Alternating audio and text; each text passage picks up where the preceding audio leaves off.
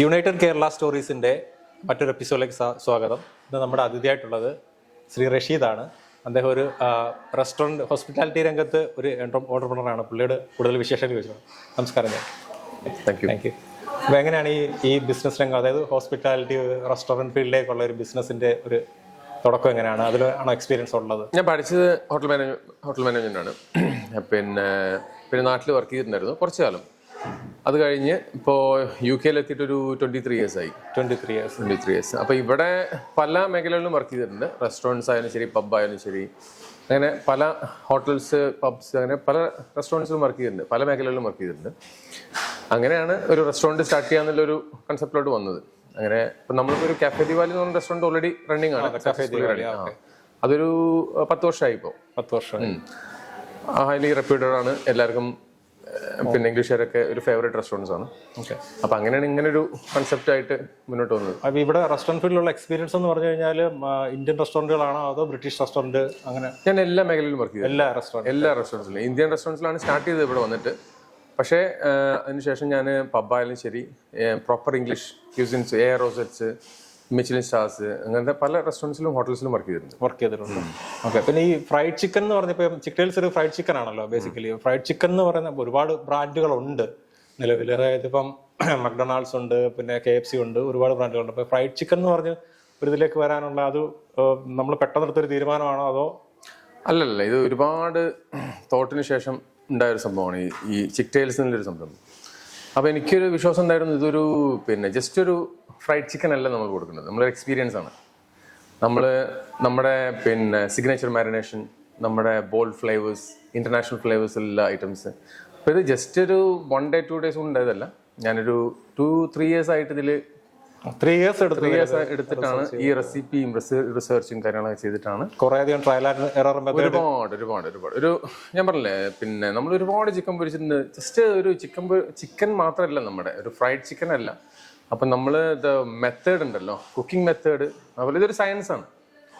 അപ്പോൾ പിന്നെ അത്രയും നമ്മൾ റിസർച്ച് ചെയ്തതിൻ്റെ ഭാഗമായിട്ടാണ് ഇങ്ങനൊരു പ്രൊഡക്റ്റ് നമുക്ക് ഉണ്ടാക്കാൻ പറ്റിയത്. അതുപോലെ തന്നെ ഇപ്പോൾ ഈ ഒരു ഷോപ്പിൻ്റെ ഒരു ആംബിയൻസ് കണ്ടാൽ തന്നെ നമുക്കറിയാം, ഇതൊരു വെറുതെ ഒരു ഷോപ്പ് തുടങ്ങിയതല്ല. ഇതിനകത്തൊരു സിഗ്നേച്ചർ ഉണ്ട്. ഈവൻ ഇതിൻ്റെ ഡിസൈൻ ആണെങ്കിൽ പോലും, ഇതിൻ്റെ ലോഗോ ഡിസൈൻ, ഇതിൻ്റെ കളർ തീം. അപ്പോൾ ഇത് ഒരു ഷോപ്പായിട്ടല്ലേ ഒരു ഫ്യൂച്ചറിൽ ഒരു എക്സ്പാൻഡ്, ഒരു ചെയിൻ റെസ്റ്റോറൻറ്റിലേക്ക് പോകാൻ പറ്റിയ ഒരു ബേസ് ആണ് ഇട്ടേക്കുന്നത്. അങ്ങനെ ഒരു പ്ലാൻ ഉണ്ടോ ഇതിൽ? അല്ല, അതൊരു പ്ലാൻ ഉണ്ട്.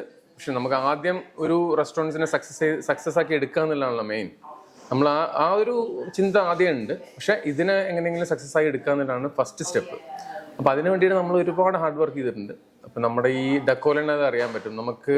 പിന്നെ ഇമ്പോർട്ടൻ്റ് ആണ് ഇതിൻ്റെ ഈ ഡക്കോവും ഫുഡും ആംബിയൻസും ഒക്കെ ഇമ്പോർട്ടൻ്റ് ആണ്.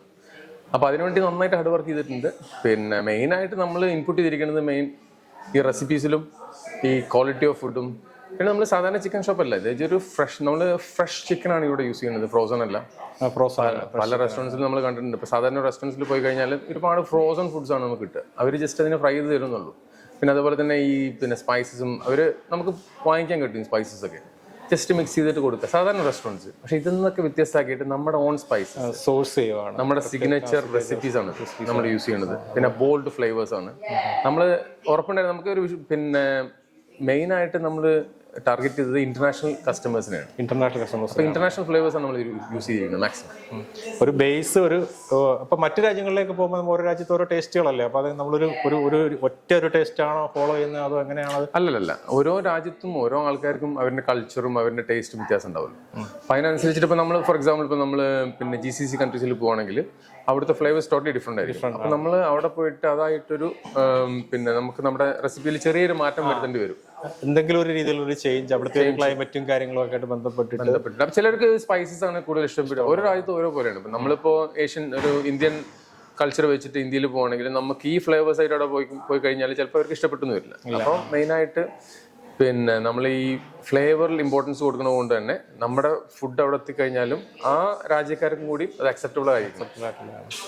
ഇവിടെ ഇങ്ങനെ ഒരു റെസ്റ്റോറൻറ്റ് തുടങ്ങിയിട്ട് ഇപ്പോൾ എന്താണ് ചേട്ടൻ്റെ അഭിപ്രായം? അതായത് ഇപ്പം കഫേ ദിവാലി അത് ഒരു റെസ്റ്റോറൻറ്റ് സ്റ്റാർട്ട് ചെയ്തു. ഇപ്പോൾ ഇവിടെ ഇങ്ങനെ ഒരു ചിക്ടേൽസ് എന്ന് പറഞ്ഞ റെസ്റ്റോറൻറ്റ് സ്റ്റാർട്ട് ചെയ്തു. ഇപ്പോൾ UK ഇപ്പം എങ്ങനെയുണ്ട് ഇവിടുത്തെ ഒരു ആൾക്കാരുടെ റെസ്പോൺസ് എങ്ങനെയുണ്ട്? പിന്നെ ഒരു ആസ് എ ബിസിനസ്മാൻ ഇതൊരു സക്സസ് ആയിട്ട് തന്നെ കാണുന്നു. ഭയങ്കര എക്സൈറ്റഡ് ആണ്. ഫസ്റ്റ് ഓഫ് ഓൾ ഭയങ്കര എക്സൈറ്റഡ് ആണ്. ഞാൻ ഭയങ്കര ഹാപ്പിയാണ്. സോഫാർ എന്ന് പറയുമ്പോൾ ഇതിന്റെ ഒരു 3 months ആയിട്ടുള്ളൂ. പക്ഷേ റെസ്പോൺസും റിവ്യൂസും കാണുമ്പോൾ തന്നെ it speak it self. Okay. അപ്പൊ എല്ലാവരും ഹാപ്പിയാണ്. നമുക്ക് ഒരുപാട് നല്ല ഗുഡ് റിവ്യൂസ് വരുന്നുണ്ട്. പിന്നെ എൻ്റെ ഇനീഷ്യൽ ആദ്യത്തെ റെസ്റ്റോറൻ്റ് ആണെങ്കിലും കഫേ ദിവാലി അത് ഒരു വൻ വിജയമായിട്ടാണ്. അതെ, അതിന് ഒരുപാട് അവാർഡ്സ് ഒക്കെ ഒരുപാട് അവാർഡ്സ് കിട്ടിയിട്ടുണ്ട്. ഭയങ്കര സക്സസ് ആണത്. അപ്പൊ ഇതൊരു റെപ്യൂട്ടഡ് റെസ്റ്റോറൻറ്റ്സ് ആണത്. അപ്പൊ ഇന്ത്യൻ റെസ്റ്റോറൻറ്റ്സ് എന്നൊക്കെ പറയുമ്പോൾ തന്നെ അതിൽ തന്നെ സ്റ്റാൻഡ് ഔട്ട് ചെയ്ത് നിൽക്കുന്ന ഒരു സ്ഥാപനമാണ് നമ്മുടെ കഫേ ദിവാലി. അതേപോലെ തന്നെയാണ് പിന്നെ ഇതിനെയും അതിലും ഒരു പടി മുകളിൽ കൊണ്ടുവരുന്നതാണ് എൻ്റെ. അതെ അതെ. അതുപോലെ എനിക്ക് ചോദിക്കാനുള്ളതെന്ന് പറഞ്ഞാൽ ഇപ്പോൾ ഒരു ആസ് എ ബിസിനസ് മാൻ ഇവിടെ വന്നിട്ട് ഇപ്പം ഇങ്ങനെ ഈ ഒരു റെസ്റ്റോറൻറ്റ് തുടങ്ങാൻ വേണ്ടിയിട്ട് ഇപ്പോൾ ഒരാൾ സ്റ്റാർട്ട് ചെയ്യുകയാണ്. അപ്പോൾ അത് ഇപ്പോൾ ഒരുപാട് റെസ്റ്റോറൻറ്റുകൾ ഇങ്ങനെ തുടങ്ങുന്നുണ്ട്, പല സ്ഥലത്തും തുടങ്ങുന്നുണ്ട്. അപ്പോൾ ഇത് അത്യാവശ്യം എന്ന് പറഞ്ഞാൽ ഇതിനകത്ത് നല്ലൊരു ഹാർഡ് വർക്ക് ഉണ്ട്. കാരണം ഇതിൻ്റെ ഒരു ആംബിയൻസ്, ഇതിൻ്റെ ഒരു സ്ട്രക്ചറിൽ. അപ്പോൾ ഇത് നമ്മളൊരു ബിസിനസ് തുടങ്ങുമ്പോൾ എങ്ങനെയാണ് ശരിക്കും ഇതിലോട്ട് നമ്മളൊരു ബിസിനസ് സ്റ്റാർട്ട് ചെയ്യേണ്ടത്? ഒരു നോർമലി ഒരു ബിസിനസ്, എസ്പെഷ്യലി ഹോസ്പിറ്റാലിറ്റി ബിസിനസ് ആണെങ്കിൽ ഞാൻ പറയുകയാണെങ്കിൽ ലൊക്കേഷൻ ഇസ് ഇമ്പോർട്ടൻ്റ് ആണ്. പ്രത്യേകിച്ച് ഫാസ്റ്റ് ഫുഡ് റെസ്റ്റോറൻറ്റ്സിന് ലൊക്കേഷൻ ഇമ്പോർട്ടൻ്റ് ആണ്. നമ്മൾ എവിടെയെങ്കിലും കൊണ്ടുപോയിട്ട് കാര്യമില്ല. Location is one of the main. ഞാൻ പറയുമ്പോൾ ലൊക്കേഷൻ എന്ന് പറഞ്ഞു ഫസ്റ്റ്. പിന്നെ നമ്മുടെ ഫുഡ് പിന്നെ ഫുഡ് നല്ല നമ്മൾ എക്സൈറ്റഡ് ആയിരിക്കണം. അവർ കഴിച്ചു കഴിഞ്ഞാൽ അവർക്ക് ഇഷ്ടപ്പെടുന്ന ഫുഡായിരിക്കണം. എനിക്ക് തോന്നുന്നു റെസ്റ്റോറൻറ്റ് നടത്തുന്ന ആളിന് തന്നെ ആ ഫുഡിനെ പറ്റി കൃത്യമായ ധാരണ ഉണ്ടായിരിക്കണം. നല്ല കൺസിസ്റ്റന്റ് ആയിട്ട് ഒരു ടേസ്റ്റ്. ഇപ്പൊ ഞാനിവിടെ 25 വർഷമായി. എനിക്കറിയാം ഇവിടുത്തെ ആൾക്കാരുടെ പൾസസ് അറിയാൻ പറ്റും, അവരുടെ ടേസ്റ്റ് അറിയാൻ പറ്റും. ഇവര് എങ്ങനത്തെ ഫുഡാണ്, എങ്ങനത്തെ പിന്നെ ടേസ്റ്റ് ആണ് ഇവർക്ക് വേണ്ടതെന്ന് എനിക്കറിയാൻ പറ്റും. അത് കണ്ടിന്യൂസ് ആയിട്ട് അത് കൊടുക്കാനും പറ്റണം. കാരണം ഇതിൽ പല റെസ്റ്റോറൻറ്റിലും തുടങ്ങിയാൽ ആദ്യത്തെ ആഴ്ച നല്ല ടേസ്റ്റ് ആയിരുന്നു പറഞ്ഞത് കൺസിസ്റ്റൻസി ഈസ് ഇമ്പോർട്ടൻ്റ് ആണ്. അപ്പൊ അത് മെയിൻറ്റെയിൻ ചെയ്യാനുള്ള എല്ലാ അതാണ് നമ്മുടെ. അതായത് പിന്നെ ജസ്റ്റ് ഒരു ഫുഡ് ഇന്ന് കൊടുത്തു നാളെ വേറൊരു ഫുഡ് അങ്ങനെയല്ല. നമ്മൾ പിന്നെ സെയിം സ്റ്റൈലായിരിക്കണം, സെയിം ടേസ്റ്റ് ആയിരിക്കണം. നമ്മൾ ഇന്ന് കഴിച്ചിട്ട് പിന്നെ നെക്സ്റ്റ് വീക്ക് ഒന്ന് കഴിക്കുമ്പോൾ ആ ടേസ്റ്റ് ഇല്ലാന്നുണ്ടെങ്കിൽ ആൾക്കാർ പിന്നെ കൊണ്ടുവരില്ല. അപ്പൊ ഇമ്പോർട്ടൻറ്റ് എന്ന് പറഞ്ഞാൽ കൺസിസ്റ്റൻസി. ഇപ്പൊ നമ്മൾ ബർഗർ കിങ്ങോ അല്ലെങ്കിൽ മക്ഡൊണാൾഡ്സിലോ പോയി കഴിക്കുകയാണെങ്കിൽ നമുക്കൊരു എക്സ്പെക്ടേഷൻ ഉണ്ട് ഈ ഒരു സംഭവമാണ് അവിടെ നിന്ന് കിട്ടുക എന്നുള്ളത്. അപ്പൊ അതായിരിക്കും അവിടെ നിന്ന് കിട്ടുന്നത്. അതേപോലെ നമ്മുടെ കൺസിസ്റ്റൻസി ഇമ്പോർട്ടൻ്റ് ആണ്, ടേസ്റ്റ് ഇമ്പോർട്ടൻ്റ് ആണ്. പിന്നെ നമ്മൾ ഓഫ് കോഴ്സ് നമ്മുടെ ഒരു ഫ്രഷ്നെസ് ഉണ്ടാവും. മറ്റുള്ള റെസ്റ്റോറൻറ്റിനെ പോലെ ഞാൻ പറഞ്ഞിട്ടുണ്ട്, മറ്റുള്ള റെസ്റ്റോറൻറ്റ് പോലെ നമ്മൾ ഫ്രോസൺ ഐറ്റംസ് അല്ല കൊടുക്കുന്നത്. നമ്മളെല്ലാം ഫ്രഷ് ഐറ്റംസ് ആണ്. എല്ലാം ഇൻഹൗസ് ആണ്. നമ്മളിപ്പോൾ സോസസ് ആണെങ്കിലും ശരി, പിന്നെ ചിക്കൻ ആണെങ്കിലും ശരി, മാരിനേഷൻ ആണെങ്കിലും ശരി, നമ്മുടെ സിഗ്നേച്ചർ മാരിനേഷൻ ആണ്. പിന്നെ ഫ്ലേവേഴ്സ് എന്ന് പറഞ്ഞാൽ പറയാനല്ല, അത് നിങ്ങളിപ്പോൾ അപ്പോൾ അത്രയും നമ്മൾ ഇതിൽ ഇൻപുട്ട് ചെയ്തിട്ടുണ്ട്. നമുക്ക് ഫ്ലേവേഴ്സിന് വേണ്ടിയിട്ടും. പിന്നെ ഇതിന്റെ മെത്തേഡ് ഉണ്ടല്ലോ, cooking method is totally different ആണ്. അപ്പോൾ നമ്മൾ യൂസ് ചെയ്യുന്ന ഓയിൽ അടക്കം ടോട്ടലി ഡിഫറെന്റ് ആണ്. ഞാൻ മെഷീൻസ് പോലും ഞാൻ നോക്കിയിട്ട് എല്ലാം എനിക്കൊന്നും ഇമ്പോർട്ടൻറ്റ്, എല്ലാം അമേരിക്കൻ ഇമ്പോർട്ടൻ്റ് ആണ്.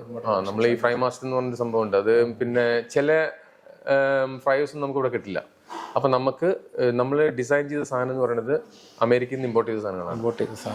അതേപോലെ തന്നെ നമ്മൾ ഒരുപാട് പിന്നെ ഈ ഹോട്ട് പ്ലേറ്റ് ആണെങ്കിലും ശരി, പിന്നെ ഐസ്ക്രീം നമ്മൾ ഷേക്ക് കൊടുക്കുന്നുണ്ട്. അതും വൺ ഓഫ് ദ ലീഡിങ് സംഭവമാണ്. അങ്ങനെ നമ്മൾ എല്ലാം കൊണ്ടും SOP ഭയങ്കര ഇമ്പോർട്ടൻ്റ് ആണ്. കാരണം SOP വൺസ് സെറ്റ് ചെയ്ത് കഴിഞ്ഞിട്ട് ഇപ്പൊ ആര് വന്നത് ചെയ്താലും ഇപ്പൊ ഈവൻ ഒരു ഷെഫ് മാറിക്കഴിഞ്ഞാലും അല്ല വേറെ പുതിയ ആൾ വന്നു കഴിഞ്ഞാലും നമ്മുടെ കറക്റ്റ് SOP ഉണ്ടെന്നുണ്ടെങ്കിൽ അവർക്ക് ജസ്റ്റ് അത് ഫോളോ ചെയ്താൽ മാത്രം മതി. ആ ഒരു പ്രൊസീജിയർ ഫോളോ ചെയ്താൽ മതി. അപ്പോൾ കണ്ടതിൽ സംസാരിച്ചതിൽ സന്തോഷം. അപ്പോൾ വലിയ വിജയമാവട്ടെ എന്ന് ആശംസിക്കുന്നു. Thank you so much. നമുക്ക് മറ്റൊരു ഗസ്റ്റുമായി അടുത്ത എപ്പിസോഡിൽ കാണാം. Thank you.